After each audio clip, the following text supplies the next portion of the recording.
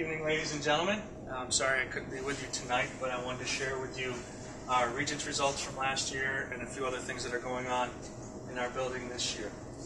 Starting with our Regents results last year, as you can see, here, I put on here, and I think Mrs. Carson should have shared with you our 2013 results and our 2014 results. So as you can tell from having both, they're very similar, which is a good thing because we did extremely well.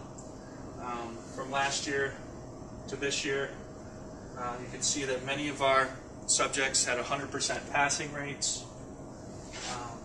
So without going through each one individually, I'm sure you guys will take some time to look at our individual results. And the important thing to notice is that at this time, all of our seniors have passed the necessary courses and Regents exams for graduation. As we look at these results, I think it's important to mention that these are the June and August totals combined. So when we have our June results, they may not reflect, quite such a high percentage because we have a few students that maybe struggle in June. They come to summer school, they get the extra help and support that they need, and then perform a lot better in August. So I think it's better for us to look at the numbers after August because it's a reflection of how we're doing going into this school year. So from 2013 to 2014, you can see the results are very similar after summer school, and a lot of those percentages are 100%. I would like to recognize our science department for having 100% of our students pass living environment and earth science in June, which allowed us to free up some room in summer school and focus on some of the other topics. As you guys are well aware, we were able to save quite a bit of money between last year's summer school and this year's summer school, and luckily going into the 2014-15 school year, we're in excellent shape in terms of the number of students that have passed Regents exams from one year to the next. So that's goal number one. Some of the things that we want to take a look at, see what changes we need to make, where we need to make adjustments. In terms of our program implications, our passing percentages are holding steady, but there was a slight dip in math. And really when we look at this and think about, well, what happened, a lot of that has to do with year one of our Regents exams being in Common Core implementation. So something we're going to be doing a little bit differently this year is co-teaching 8th grade math and algebra. And the reason why we think that's going to make a difference, number one, we're trying to always promote a culture of collaboration. But number two, and probably most important, this isn't a situation where we're just co-teaching, but the critical thing is that we're co-planning these lessons. And Ms. Buell and Ms. Kilpeck will have first period free together every day to do that common planning, which will allow them within the classroom better classroom management and allow them to differentiate instruction a little bit more than they'd be able to do when they're on their own. In terms of student implications, what does this mean for our cohort this year? For our seniors, all 39 seniors have passed the courses and Regents exams that they need for graduation. Okay? Big sigh of relief every year when we know that they've met those requirements. So as of right now, we have one junior that's still going to need to pass the Global History Regents exam. We have them in an AIS class, getting extra support, and hopefully we'll get through that in January, as well as 3 sophomores that still need to pass the Algebra Regents exam. So really we're in good shape in terms of our graduation requirements. A couple of things that are happening in the building right now, works in progress. Mrs. Chrisman and I have met, and we're developing an AIS plan with a shared decision-making committee, and we're in the process of getting that together. It's outdated. It's something that we need to work on, and certainly something that's very important for our overall instructional program. We're also going to be working on our technology plan. Again, some of what's in our current technology plan is outdated. Just a matter of keeping up with the technology that's available. Something that we're going to be continuing this year that proved to be quite successful for us last year is our STARS program, Support Team for At-Risk Students.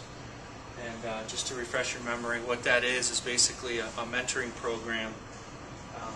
Myself, Mrs. Chrisman, our guidance department, Mrs. George, we meet with specific students on a 48-hour rotating schedule to set 2-day academic goals. Really, the main purpose of our STARS program is to make sure that some of our more reluctant learners are maintaining that progress towards graduation, receiving all the necessary credits for their grade level, passing the necessary Regents exams, so that we can maintain that high graduation rate. A couple of things that you're going to see in the newsletter in October.